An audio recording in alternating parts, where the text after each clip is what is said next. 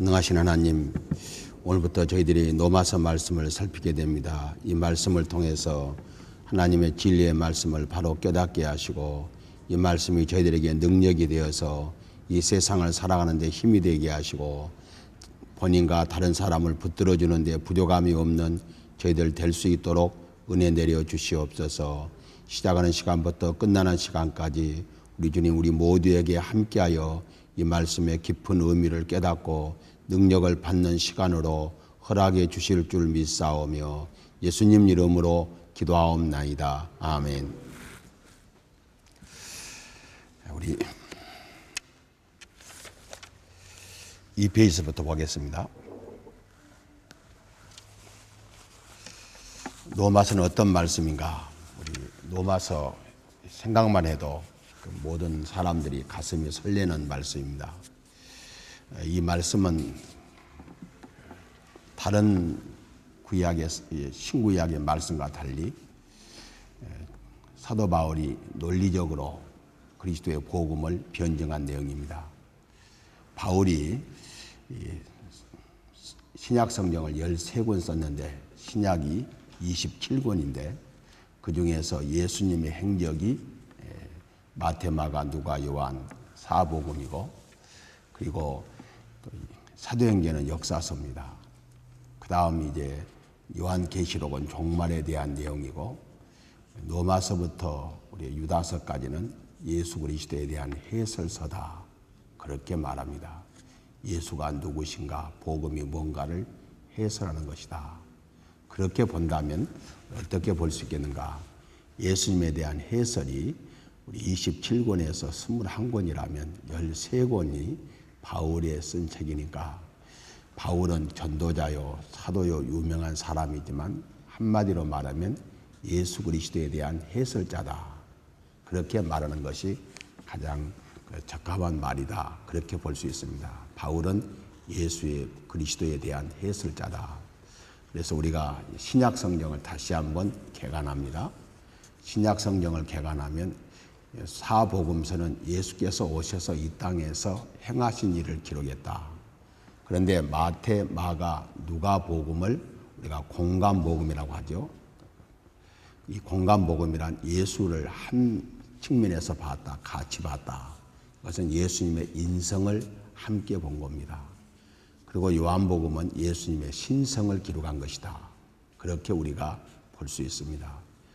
그러니까 이제 우리가 사복음서는 예수님에 대한 행위를 기록한 내용인데 예수님의 말씀에 대해서 마태, 마가, 누가 복음은 비교적 해설 기사가 없고 그냥 사실 보도의 중심이 됩니다. 그런데 요한복음에 들어가 보면 해설이 약간 있습니다. 이렇게 말씀하시면 무슨 뜻이다. 이렇게 전개가 됩니다.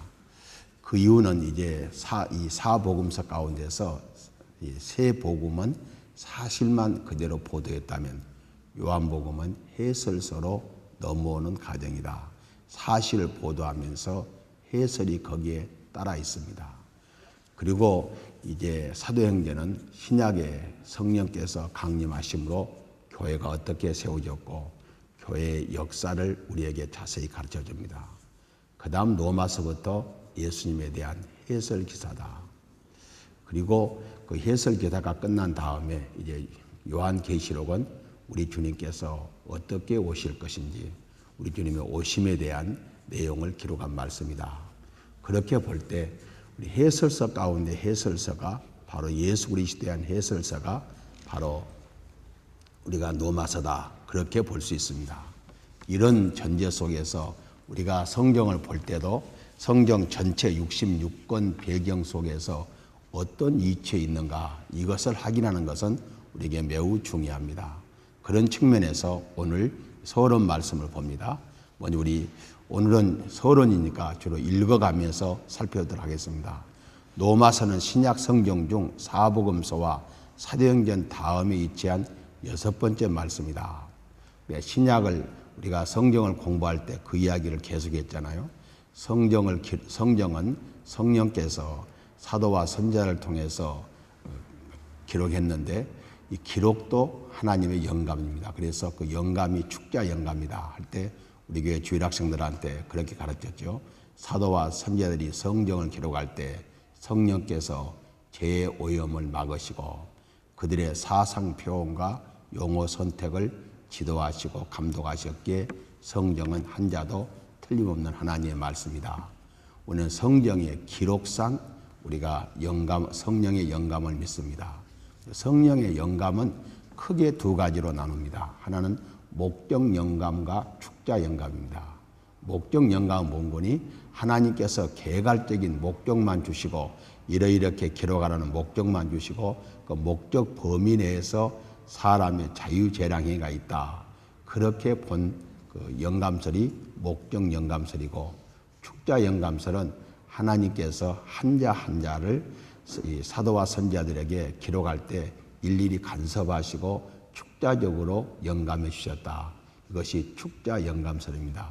그래서 우리는 성경의 영감설을 목적 영감설을 믿는 것이 아니라 축자 영감설을 믿는 이유가 뭐냐?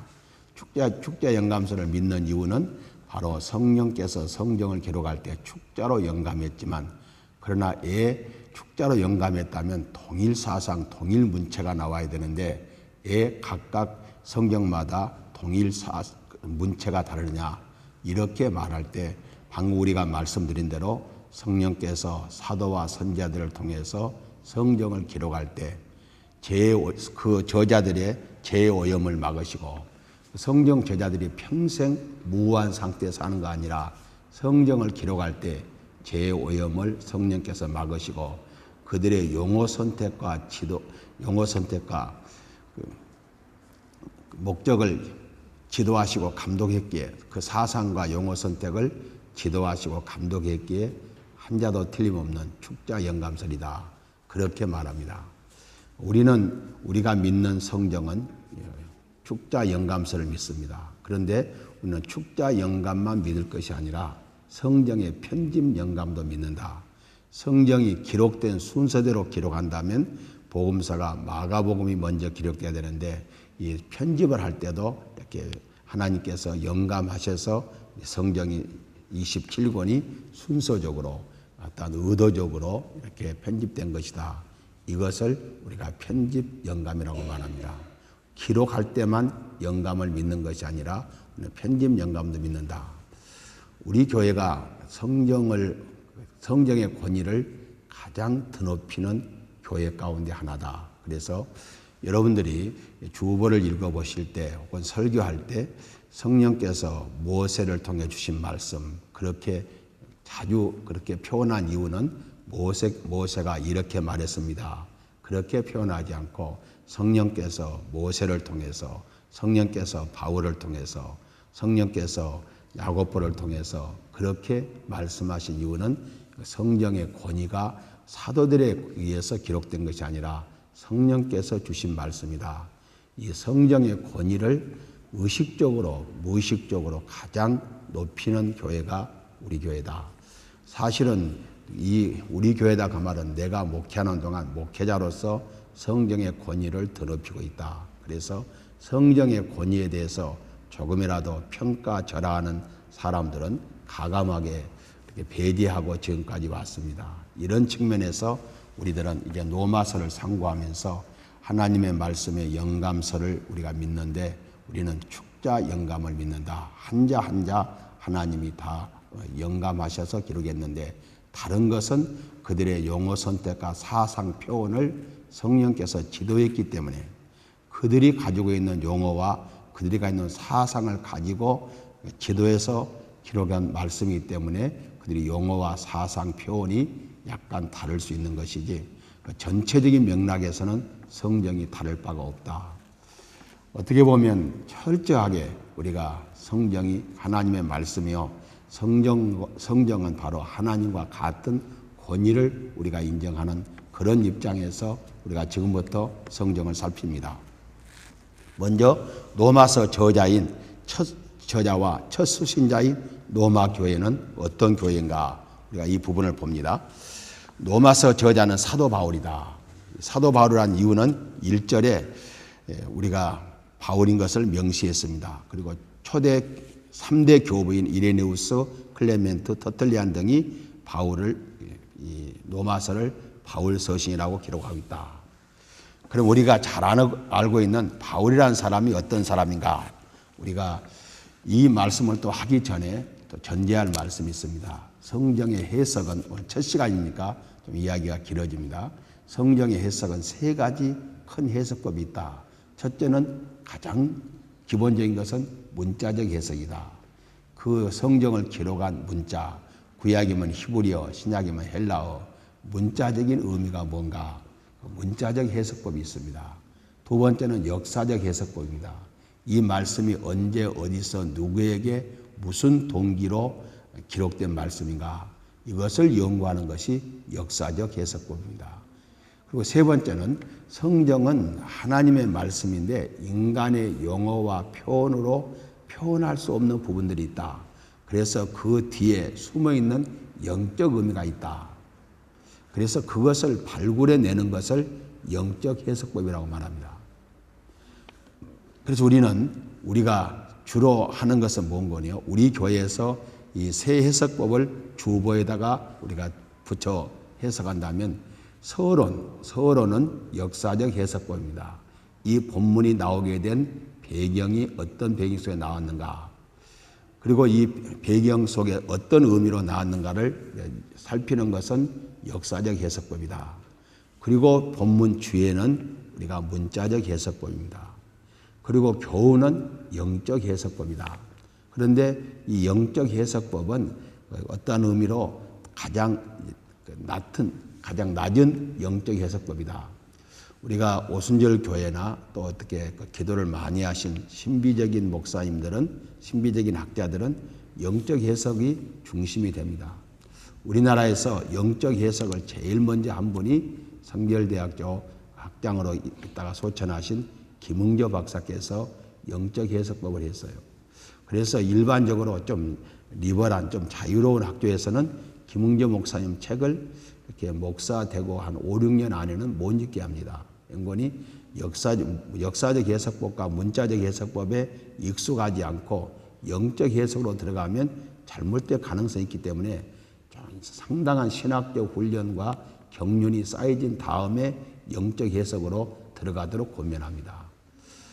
그리고 영적 해석은 정말 은혜롭고 가슴에 와닿는 점은 많지만 잘못하면 위험수위를 넘어갈 수 있기 때문에 우리가 철저하게 역사적 해석과 문자적 해석의 중심이 되지 않은 영적 해석은 위험하고, 그러나 너무 영적 해석을 하지 아니하면 무료해서 사람들이 흥미를 잃습니다. 그런데 제가 신학교 다닐 때 박이천 목사나 천학기 교수 같은 분들은 영적 해석을 못하게 했습니다.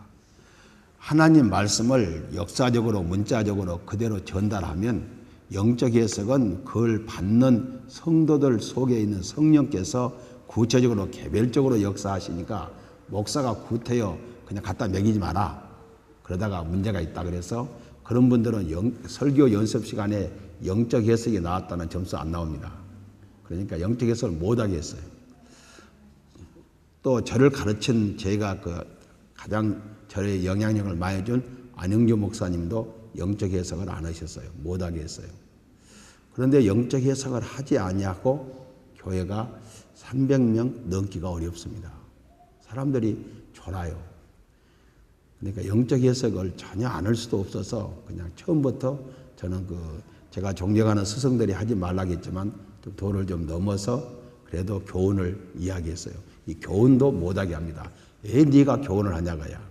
그 말씀을 듣는 사람들 속에서 성령께서 이것이 무슨 뜻이구나 하고 깨달아지는 것이 영적 해석이지, 네가 왜 인위적으로 일률적으로 하느냐, 못하게 하는 것이 아주 극단적인 보수적인 입장에서는 않는 것이 원칙인데, 상황에 사람들이 하도 정신없이 살다 가지고 그냥 말씀 듣는 것도 어려우니까 이것이 어떤 의미가 있습니다, 그 말도 안 해주면 사람들이 자가 발전이 안 되니까 해주다 보면 어떻게 되느냐, 그분들은 해주다 보면 완전히 어떤 자체 내에서 무슨 일이 안 일어나니까 가능한 한 그를 하지 말라, 이렇게 이야기합니다.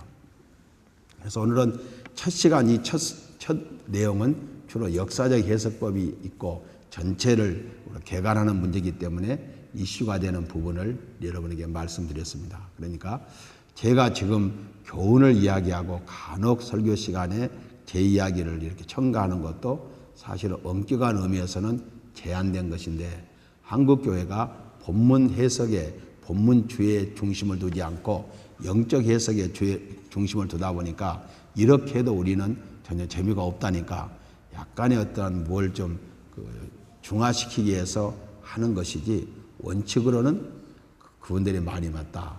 하나님 말씀은 자체 내에 능력이 있어서 성도들의 가슴 속에 아달 때 성령께서 역사하고 그 성도들이 말씀과 기도에 의해서 성령의 감화를 받을 수 있도록 만들어놔야지 무슨 소리냐. 우리 김명애 집사님 그 집안 친구 가운데 오늘 김성웅 목사라고 부부가, 아내가 먼저 목사 되고 친구가 후에 목사 된 사람들이 오후에 찾아온다는데 그 친구 부인 목사는 상당히 영적 해석이 강한 사람으로 제가 알고 있어요. 오늘 이제 만나서 한번 얼마나 강한지 한번 들어보겠는데, 어쨌든 그렇게 강한 사람들은 카리스마가 있어갖고 이거 녹음되니까 좀 그렇습니다만 자기 남편도 상당히 아내를 존경하는 그런 입장에서 나도 저렇게 존경해봤으면 좋겠다. 나는 무서만 하지 존경은 못하는데 그런 느낌을 갖습니다. 그러니까 상당히 그 영적 해석을 하는 사람들 앞에서는 카리스마가 있어서 그 앞에 부어갈 수밖에 없는 그런 것도 있어서, 나도 영적 해석을 자주 하고 여러분들에게 영적 해석 해드리면 뭔가 좀 달라질 텐데 그렇게 못하니까 어느 때는 맘먹을 나오고 문제가 좀 심각하게 생기죠. 그래도 문제가 있더라도 문자적 해석으로 꾸준히 나가는 것이 건전하게 신앙을 이끌어가는데 도움이 되지 않겠느냐 하는 측면에서 이렇게 하는 거니까 그렇게 이해해 주시기 바랍니다. 이제 바울로 넘어옵니다. 바울은 어떤 인물인가? 바울은 지중해 동북쪽에 위치한 길리기아 다소에서 출생했다. 그는 예루살렘에서 유명한 힐렐의 손자이자 당시 존경받는 율법학자인 가말리엘 문화에서 가말리엘에게서 율법 훈련을 받았다. 바울은 그의 동족 중에서 조상의 유전에 대하여 조상들의 전해오는 신앙의 전통에 대해서 열심히 있는 인물이었다. 바리새파 사람이었습니다.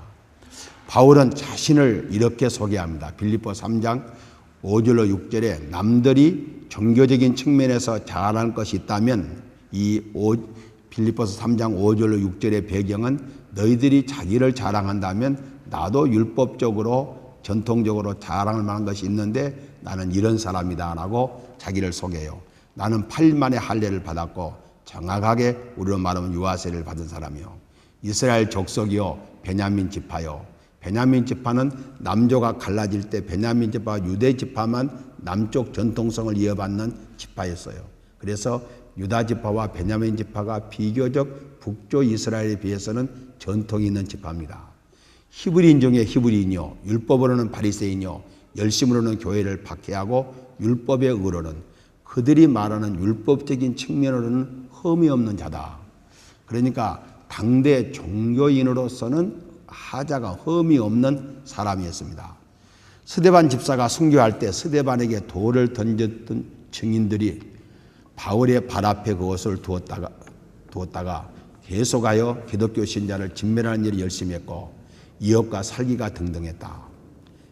교회를 핍박하는데 선봉장이 됐다 그 말입니다. 그는 대서양의 공문을 가지고, 이 공문은 오늘로 말하면 구속영장입니다. 자기 동족을 구속하는 구속영장이에요.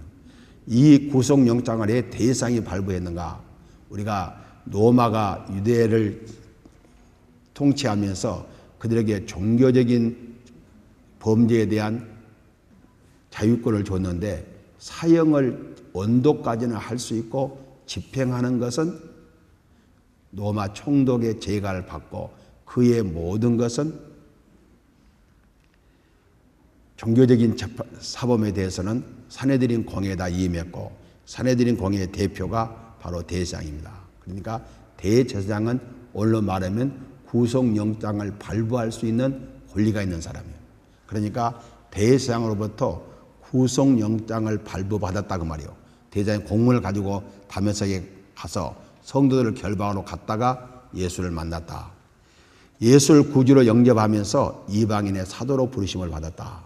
그래서 우리가 평소에 사도행전에서 말씀드린 것처럼 바울은 다메섹으로 가는 도중에 예수를 만나게 된 것은 예수에게 항복하고 말았다.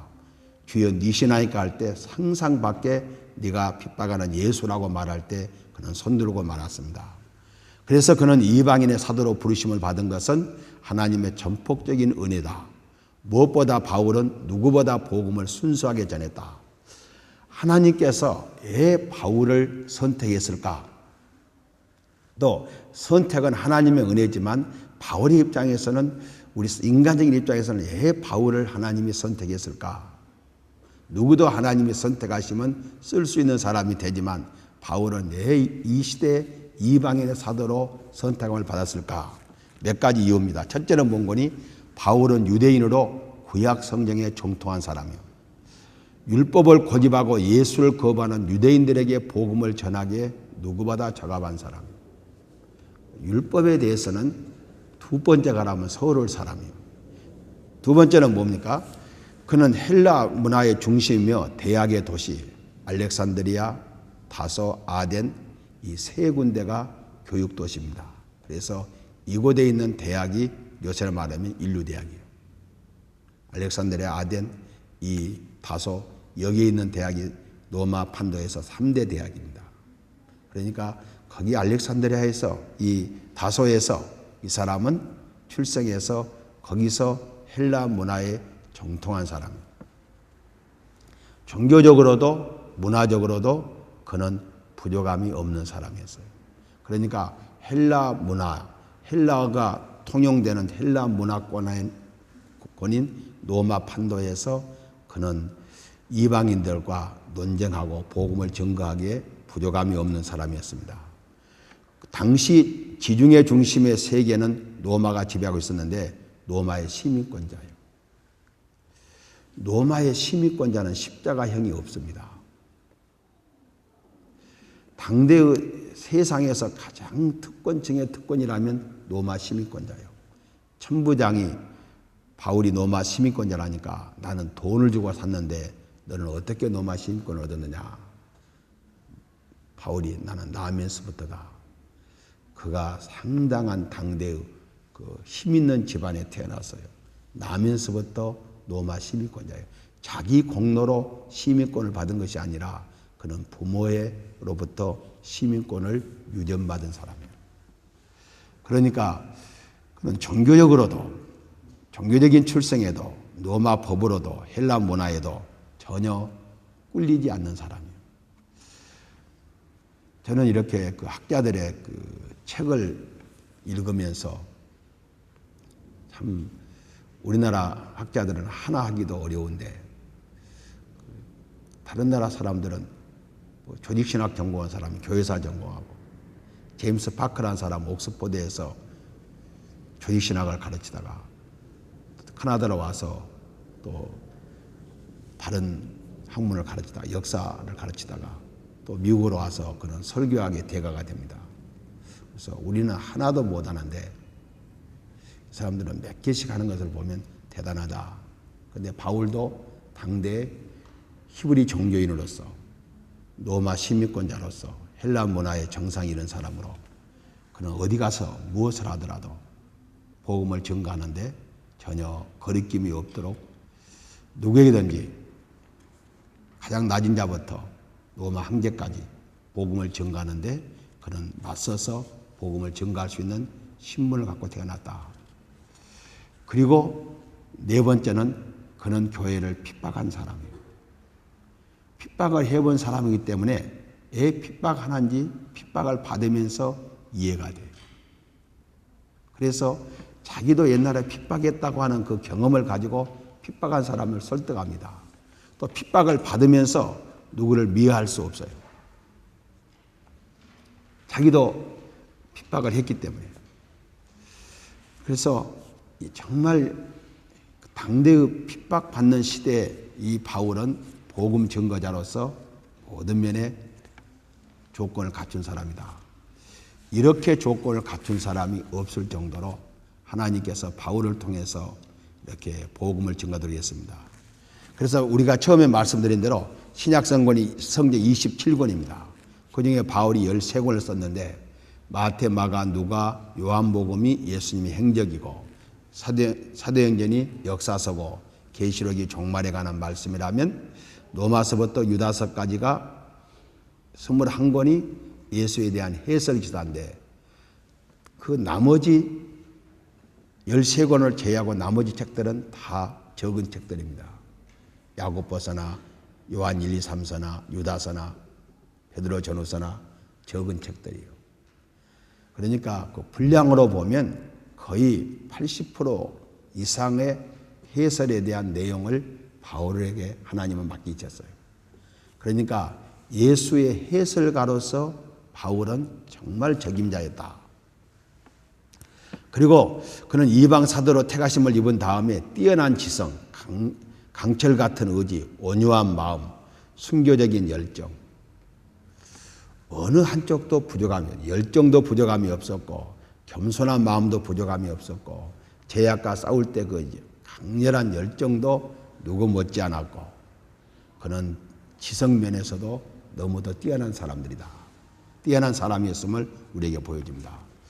이런 사람을 통해서 로마서를 하나님이 기록했습니다. 그러면 로마서의 첫 수신처인 로마 교회는 어떤 교회인가? 로마 교회 설립은 바울이나 다른 사도에 의해서 당대의 사도라고 할 수 있는 사람은 원사도인 12사도와 바울 사도인데 이 원사도 12사도와 바울에 의해서 세워진 교회가 아님이 분명하다. 가톨릭에서는 베드로가 로마 교회를 세웠다고 말하고 로마 교회가 이 베드로가 사도가 세운 교회가 역사의 전통을 이어가는 교회다. 그렇게 말하지만 베드로는 50년경 예루살렘 공회가 열릴 때까지 예루살렘을 떠난 적이 없는데 기록상 떠난 적이 없는데 이 로마 교회는 49년 이전에 세워진 거로 볼 때 베드로가 세운 교회가 아니라 무명 인사가 세운 교회로 본다. 그러면 누가 세웠을까? 로마 교회를. 지금 바울이 로마 서신을 쓸 때 상당한 규모와 열정이 있는 교회인데 누구를 통해서 쓸까? 이걸 우리가 추측하는 겁니다. 거의 맞는 추측으로 모두가 인정합니다. 사도행전 2장에서 오순절 성령 강림하실 때 베드로가 나가 설교할 때 3,000명이 구원받았는데 그때 당시에 각 지역에서 모인 지역명이 나옵니다. 거기에 로마도 나와요. 로마에서 온 사람들이 6월절 참배하러 왔다가 오순절 성령 강림 후에 베드로의 설교를 듣고 예수를 믿고 로마로 돌아가서 그들이 세운 교회가 로마 교회로 본다. 이런 점에서 로마 교회는 또 로마서를 쓰면서 특별히 이름난 사람의 이름을 로마 교회 어떤 사람의 이름을 명기하지 않는 것으로 볼 때 로마는 유명인에 의해서 세워지기보다는 다수의 무명인에 의해서 세워진 것이 아닌가. 안디옥 교회도 특별한 사람에 의해서 세워진 것이 아니라 주의 손이 함께하니까 수다한 무리가 믿고 돌아왔고 거기에 주도적인 인물이 없을 때 예루살렘 교회가 바울과 바나바를 파송했습니다. 그러니까 꼭 역사는 유명한 사람들에 의해서만 되는 것이 아니라 무명한 사람 같으나 하나님이 붙잡아 쓰는 사람은 곧 유명한 사람이 되는 것을 봐요. 저도 유명한 사람이 되기 싫은 사람은 아니에요. 유명한 사람이 되고 싶은데 제 생에 유명한 사람이 되면 결정을 많이 지적할 사람이 나오니까 그냥 한 20년 후에 30년 후에 유명하려고 미리 지금 준비를 해놓고 있어요. 그것이 뭔 거니? 나를 통해서 양육받은 사람이 유명해지면 우리 자녀들이 유명해지면 자연적으로 그때 유명해질 것이다. 그런데 한국 사람들은요. 산 사람에 대해서는 아주 평이 나쁜데 일단 죽으면 평이 좋습니다. 죽은 사람에 대해서는 다 좋게 말해요. 그래서 우리가 성공하려면 살았을 때보다는 죽었을 때 하는 것이 훨씬 더 효과적이다. 그래서 죽었을 때 할 연구를 자세히 하고 앞으로 죽은 후에 유명한 사람이 되려고 제가 신방할 때마다 작업을 계속하고 있어요. 어떤 무명인 사이에서 세워진 교회가 로마 교회, 안디옥 교회가, 그런데 초대교회 이 두 교회는 아주 유명한 교회였다. 그러니까 무명한 자 같으나 유명한 자라고 하는 고린도 후서의 사도 바울이 한 이야기가 바로 맞는 이야기입니다. 그 다음에 로마서는 언제 어디서 기록됐는가?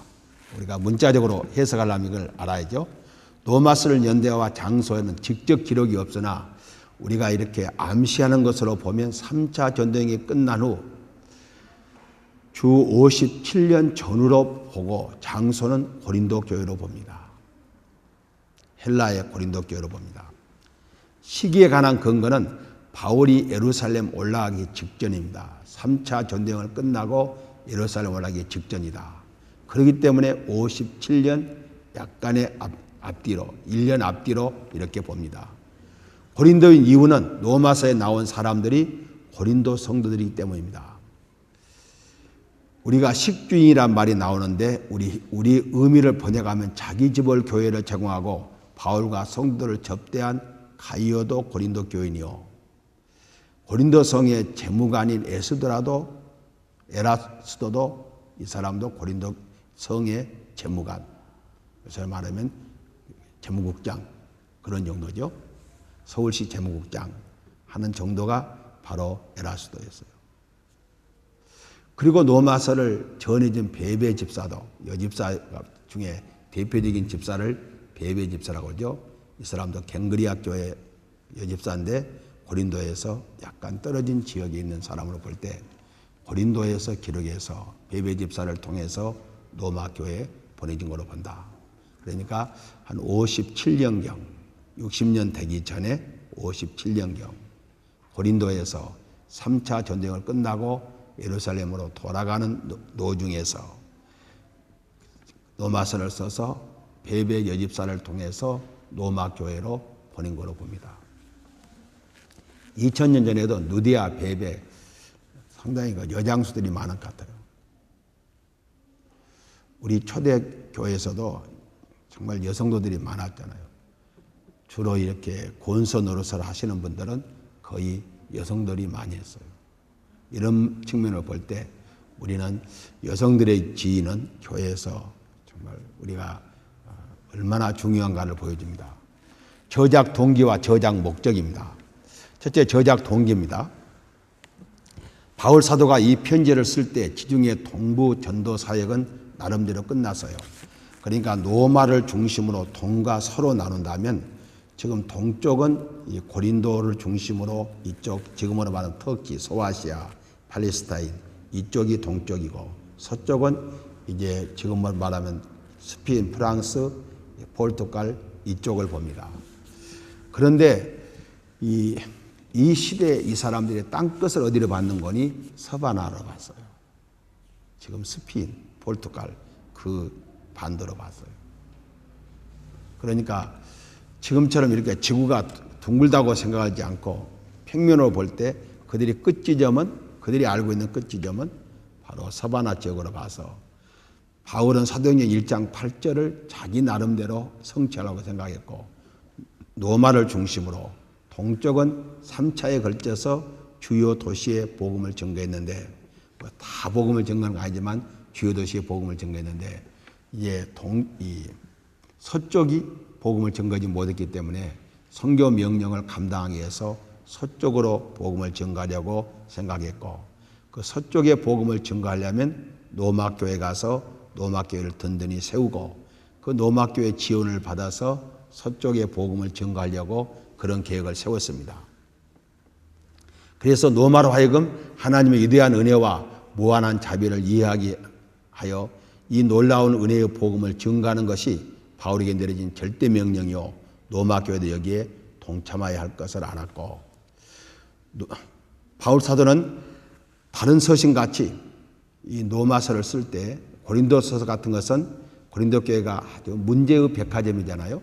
그래서 교회가 문제가 있을 때는 로마서를 보면 고린도 전후서를 보면 문제 해결점이 나오는데 이 로마서는 로마 교회가 문제가 있는 것도 아니고 사실은 로마 교회가 사도에 세워진 교회가 아니어서 진리를 바로 확실히 배우지 못하므로 체계적으로 진리를 가르치기 위해서 쓴 책이 로마서입니다.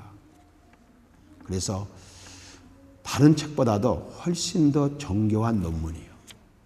어떠한 문제의식을 가지고 쓴 것이 아니고 이 복음에 대해서 복음의 진술을 처음부터 질서 있게 조리정연하게 기록해서 이것을 읽는 사람은 복음의 A부터 Z까지 복음의 전부를 총망라하는 그런 내용으로 기록된 책이 로마서예요. 그래서 로마서는 모든 바울 서신의 기본이 되는 서신입니다. 이런 목적으로 썼고, 또 다른 목적은 아직 로마 교회가 사도적인 교훈을 받지 못했기 때문에 가서 복음을 바로 세우기 전에 미리 서신을 보내서 복음을 안에서 바로 세우려는 목적으로 로마서를 기록했다. 또 다른 저장 목적 우리 넘어가서요. 6페이지 다른 저장 목적. 스페인 선교와 관련하여 앞으로 있게 될 로마 교회의 방문을 미리 준비하기 위해서 기록했어요. 사도 바울은 헌금을 부탁할 때도 내가 가거든 나를 빈손으로 가게 하지 말고 반드시 헌금을 달라 그랬어요. 그때 당시에 헌금을 달라는 이유가 뭡니까? 예수님이 예언했어요. 예수님이 뭐라고 예언했는군요. 예루살렘 멸망을 예언했어요. 예수님이 십자가 지시고 운명하시자 하나 둘 셋 하고 예루살렘이 일시에 멸망한 게 아니라 서서히 예수님이 30년경에 돌아가셨 볼 때 40년 동안 예루살렘이 서서히 하나님이 징계하기 시작한 거예요. 깨닫는 사람 깨달으라고. 그런데 이게 어떻게 됐어요? 서서히 흉년이 오고 질병이 옵니다. 그러니까 예루살렘은 계속 어려워지게 돼요. 어려운 지역에 세워진 교회는 어려워져요. 그러니까 바울은 개척 교회를 세우면서 돌아다니면서 다음에 갈 때는 뭘 부탁해요? 예루살렘 교회 헌금을 부탁해요. 만약 예루살렘 교회가요 경제적으로 안정이 되는 교회라면 걔 같은 이방인들한테 도움을 안 받아요. 워낙 어려우니까 바울에게 도움을 요청했고 온 사도들이 바울도 흔쾌히 승낙한 것은 이렇게 함으로 예루살렘 교회와 로마 교회를 이렇게 이방 교회를 하나로 만들기 위해서 모든 이방 교회들에게 예루살렘 교회 헌금을 부탁했어요. 그래서 내가 갈 때 빈손으로 가지 않게 하도록 예루살렘 교회에 대한 구제헌금을 꼭 주도록 권유했어요. 그 일화는 아니지만 이제 스페인 선교를 위해서 가야 되는데 미리 너희들이 준비해달라 하는 의미로 썼어요. 두 번째는 사도들의 직접 가르침을 받지 못한 성도들에게 좀 더 체계적으로 가르쳐 하나님의 구원 사역을 바르게 설명하기 위해서 가기 전에 미리 기록했어요. 세 번째는 로마 교회가 이방인이 다수지만 소수의 유대인이 있었는데 이 유대인들이 골통이에요. 유대인들이 복음적인 사람들이 아니라 율법적인 사람들이어서 예수 잘 믿는 사람들을 간혹 흔들어 버려요. 목회자 입장에서 그래요. 누가 누구고 치놓으면요 참 안심되는 사람이 있어요. 이제 그 사람은 이제 예수 잘 믿겠다, 교회 잘 나오겠다. 그런데 누가 누구 치놓으면 또 사람은 다 버렸네, 큰일 나겠네. 그리고 비상을 걸어요. 가능한 한 그 사람하고 친한 것만큼 또 다른 긍정적인 사람하고 친하게 지내도록 부탁을 부역자들한테 합니다. 그대로 놔두면 그 사람 망한다는 거예요. 그런데 아니나 다를까 그 사람하고 친해갖고는 신앙의 패턴이 이상야릇하게 흘러갈 수가 있어요. 이런 점에서 우리는 사도 바울이 로마서를 쓸 때 이 소수 유대인 출신들이 복음적인 교회를 율법적인 교회로 끌어가려고 그래요. 자기들이 젖은 과거 신앙 체제로. 그때 그래서는 안 된다고 하는 강한 제동을 거는 말씀이 로마서 말씀이에요. 그러니까 히브리서하고 그 같은 맥락도 볼 수 있어요. 그리고 로마서의 중요한 특징이 뭔가? 이제 네 번째 특징입니다. 노마서는 바울슨과 가장 체계적인 교리서이다. 그러므로 노마서는 어떤 사건의 처리 방법이나 질문에 대한 답변이 아니라 정교한 신학 논문과 같다. 야고보서가 행위에 대한 말씀이라면 노마서는 믿음에 관한 말씀이에요. 실천을 가르치는 말씀이라기는 교리적인 서신이에요. 그렇다고 해서 12장부터 16장까지 실천이 빠진 것은 아니에요. 실천이 들어있는 건 사실이지만 노마서는 교리서예요. 노마서 교리서고 갈라디아서 교리서예요. 물론 실천이 없는 거 아니에요. 에베소 교리서예요. 그러나 빌립보서 같은 것은 교리서라고 볼 수 없죠. 실천적인 것 강조하고 있어요. 다음 다섯 가지 특징을 말할 수 있다. 첫째는 뭔거니요? 이 내용은 좀 어려운 내용이지만 다 우리가 아는 내용이기 때문에 한번 봅니다. 복음의 의를 바르게 가르쳐주고 있어요. 인간은 다 죄인이라는 전제입니다. 모든 인간이 죄인이라고 하는 가장 확실한 근거는 로마서 3장 10절이요. 모든 사람이 죄를 범하였음에 그랬어요. 그래서 모든 사람이 죄를 범했다면 죄값은 사망이니까 사망은 육신적인 죽음뿐만 아니라 영원한 하나님의 형벌이니까 반드시 모든 사람이 죄인이라면 복음의 의의 필요성, 그의 성격, 그의 적용 방법, 그의 결과를 체계적으로 가르쳐줘야 돼요.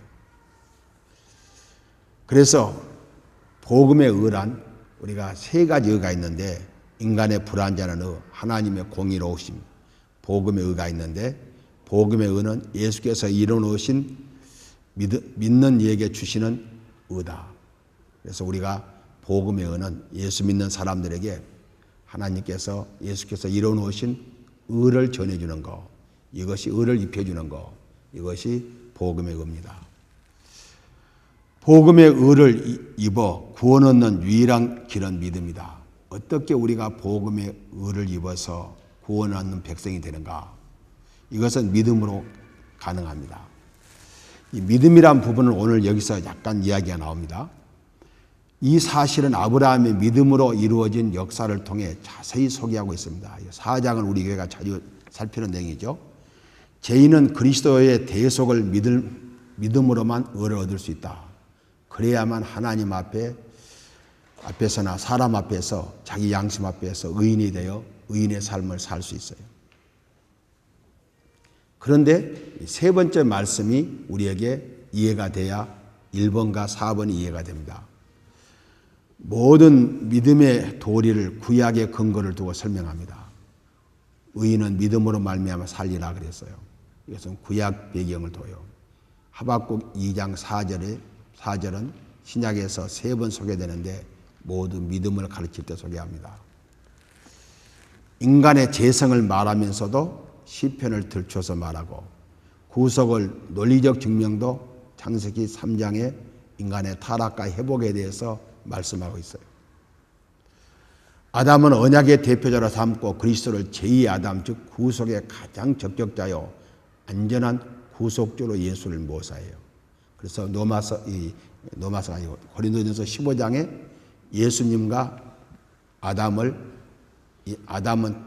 첫사람, 예수님은 두 번째 사람, 아담은 흙에 속한 자, 예수님은 하늘에 속한 자 이렇게 해서 예수님과 아담을 대칭시킵니다. 그래서 아담으로 인해서 죄가 들어왔다면 예수로 인해서 우리가 의를 힘입어 구원함을 얻게 된다 하는 것을 가르칩니다. 그래서 우리는 모든 믿음의 도리는 신약에서 갑자기 떨어진 것이 아니라 다 구약의 근거를 두고 나온 것이다. 또 세 번째는 바울의 애국심을 볼 수 있습니다. 애국심은 아무 근거 없는 애국심이 아니라 성령의 감동을 받아서 하나님께서 보장하시는 애국심이었어요. 자기 동족 이스라엘이 지금은 복음의 가장 큰 역행자예요. 그런데 결코 끝까지 버림을 당하지 않고 돌아올 것을 말해줍니다. 이스라엘의 대다수가 예수 그리스도를 배척하고 복음의 원수가 되었으나 세상 종말이 다가오면 이스라엘의 대표적인 핵심이 있을 것으로 보여집니다. 이것이 이제 종말론을 우리가 살필 때 불행인가 다행인가는 각자의 상황에 따라 달라요. 예수님이 오실 것을 예언했는데 거의 모든 예언들은 다 적중돼 가는데 이스라엘의 회복에 대해서는 해석이 분분합니다.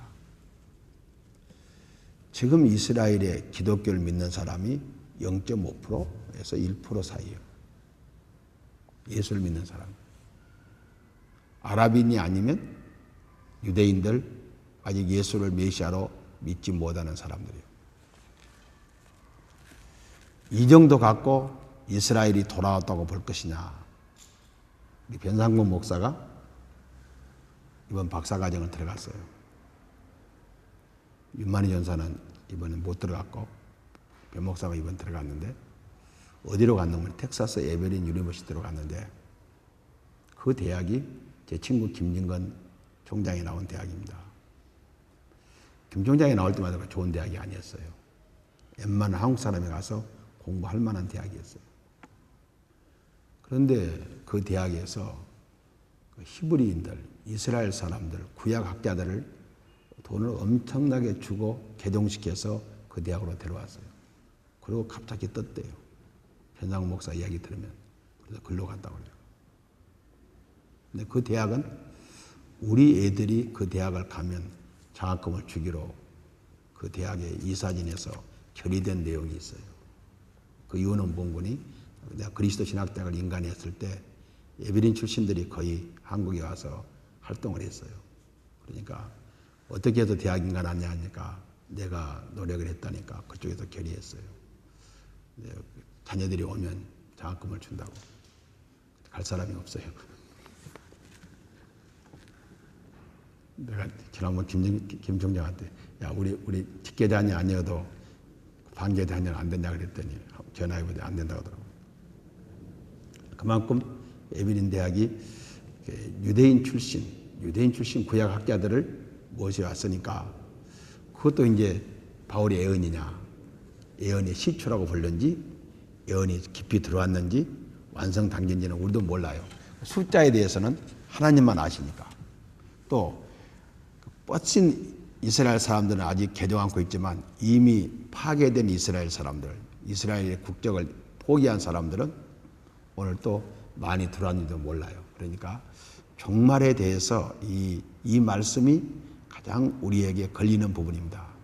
준비가 안 된 사람에게는 준비되는 기회를 주는 거고 준비가 된 사람들에게는 다른 사람의 기회를 주기 위해서 좀 더 고생하는 거예요. 좀 더 고생하는 거니까 그래도 사람들도 오래 살라고 하는 거니까 하는 거 보면 또 고생하라겠다 해서 하나님 앞에 항의할 사람 없는 것 같다. 예수님 빨리 안 오시고 나 빨리 안 데려가냐고 우리 교회에서 항의한 사람은 감사한금 봉투로 쭉 보면 그거 항의하고 헌금한 사람 없더라고. 그거 보면 그렇게 늦게 오셔도 별로 문제가 없는 것 같아요. 5번째입니다. 노마서가 그 어떤 말씀보다 교리적인 내용으로 구성된 교리서이지만 이신득이와 동시에 신행일치, 12장에서 16장까지는 신행일치, 믿음과 행위가 하나 되어야 된다는 거예요. 이거 신행일치를 가르쳐요. 그래서 사실은 교리서지만 행위론에 대해서도 야고보서 못지않게 가르치고 있다. 5번째는 노마서의 중요성과 오늘 우리 성도들의 연구 방법입니다. 노마서는 넘어가서요. 1번 구속사에 끼친 영향이에요. 노마서가 구속사에 끼친 영향. 이거 이제 4번은 여러분이 써야 돼요. 4번은 노마서가 구속사에 끼친 영향에 4번은 여러분이 꼭 집에 가서 써줘야 돼요. 나와 우리 가정에는 노마서가 어떤 영향을 끼쳤다. 4번은 쓰는 걸 전제로 하고 세 가지를 봅니다. 바울 시대의 노마서는 유대교와 이교의 사상적 도전 가운데서 그리스도를 이해하는데 많은 잘못된 사상과 행동을 불사르고 복음의 보석을 남겨둔 용광로예요. 노마서 안으로 들어오면 잡다한 이교 사상과 유대교 사상이 녹아나서 새로운 사람으로 변화시키는 말씀이 바로 이 로마서였다는 거예요. 두 번째는 어거스틴 때 필라기우스라는 사람이 있습니다. 필라기우스는 삼위일체를 부인하는 사람이에요. 그런데 이 삼위일체를 부인하는 필라기우스 이단 사상을 배경하고 삼위일체 신학을 정립하는데 로마서가 어거스틴에게 크게 공헌했어요. 세 번째는 루터 시대 이교돼가는 이제 불교화 혹은 이교도화 돼가는 로마 교회를 로마서를 통해서 새롭게 하였고, 웨슬레도 굳어져가는 영국 교회를 다시 성령의 불로 태우는, 새롭게 하는 역사가 로마서를 통해 일어나요. 그러니까 로마서를 정독하고 로마서를 읽은 사람들은 정과 달라진다는 거예요. 그래서 우리 아이들에게도, 자라는 아이들에게도 구약의 잠언을 읽게 하다가 조금 논리적으로 성장하면 중학생 때부터는 로마서를 즐겨 읽도록 하면, 로마서를 방학 때 몇 번만 이렇게 읽도록 하면 그 논리적인 사고에 전혀 뒤지지 않을 것이다. 그리고 그 명석한 논리를 가지고 공부도 잘하고 한 세대를 지키는 위대한 일꾼들, 어거스틴이나 루터나 웨슬리 같은 사람이 나오지 못하는 법이 없다. 그러니까 우리가 로마서를 살핀 다음에 우리에게 이런 역사적 가시를 맺게 됐다라고 말할 수 있도록 여러분이 구속사에 끼친 영향 속에서 현대사에 끼친 영향은, 나에게 로마서가 주는 영향은 바로 이 시대 역사에 중요한 결실을 줬다. 로마서는 성도들이 어떤 자세로 연구해야 되는가, 이것만 보고 쉬었다 하겠습니다. 본서는 반복하여 정독해야 돼요. 한 번 읽어서 이해할 수 없는 부분이다. 그래서 로마서가 필요해요. 현재 우리 교회가 가지고 있는, 지금 우리 여러분 책장에 로마서가 없는 분이 없는 줄 압니다만, 그 정도만 갖고도 여러분이 읽으시면 충분해요. 근데 앞으로 나오는 이제 유인물은 현재 여러분 갖고 있는 제가 쓴 로마서보다는 훨씬 더 자세하게 풀어놨습니다. 초기에 썼던 것과는 좀 더 발전적으로 많이 기록해 놨으니까, 여러분이 성경 본문까지 안에 들어가 있으니까 이 로마서 강해를 여러분들이 계속해서 잘 읽으시면 논리정연한 그리스도인이 될 것이다. 그 다음에 조직적인 연관하에 연구해야 된다. 배우면은 지름길이 없다는 사실을 명심하고 영혼의 일용할 양식을 갈급해야 하는 자세로 많은 시간을 들여서 배워야 할 것이다. 신앙의 선배들의 지침서를 참고하면서 보다 조직적으로 다른 성경과 연관시켜 연구할 필요가 있다. 로마서가 큰 중심이 되기 때문에 로마서를 이해하면 다른 모든 교리적인 부분은 자연히 풀립니다. 기도하는 자세로 읽어야 된다. 기록할 때 영감을 주신 성령께서 읽을 때 영감을 주어서 깨닫게 한다. 그래서 성경은 기도하고 읽으면 세상 유무식을 불문하고 깨달을 수 있습니다. 그리고 이제 세 번째는, 오늘 성도들은 어떤 목표를 가지고 로마서를 연구해야 되는가? 로마서를 공부함으로 학고부동한 복음 진수를 몸에 익혀 구원의 확신 속에서 감사의 생활을 하기에 위하여 보다 깊이 연구해야 된다. 로마서를 깊이 연구하면요, 이런 것은 없을 거예요. 헛된 꿈을 꾸었다든지, 어디 가서 뭘 좀 알아봐야 되겠다든지, 그러니까 무속적인 입장에서 점을 쳐봐야 된다 할지, 성령 충만한 어떤 권사님이나 목사님을 통해서 우리 자녀들의 과거를 점검해야 미리 알아본다 할지, 이런 것은 로마서를 읽게 되면 전혀 없어질 거예요. 그래서 복음 진수를 알게 되고 비복음적인 행동은 하지 않을 것이다. 잘못된 율법주의를 알고, 우리 현대판 율법주의는 뭔가를 알고 참된 복음 사상을 배워 바른 신앙생활을 하기에 위하여 연구해야 된다. 우리가 이 로마서를 연구하면 바른 신앙이 되고 갈라디아서를 연구하면 사람이 강해집니다.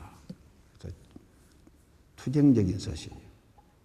에베소를 우리가 살피면 교회론에 대해서 섬세하게 깨닫게 되고 빌립보서를 읽게 되면 어떠한 경우도 항상 기뻐하고 늘 감사할 수 있고 골로새를 읽게 되면 예수 그리스도의 기독론을 우리가 보게 됩니다.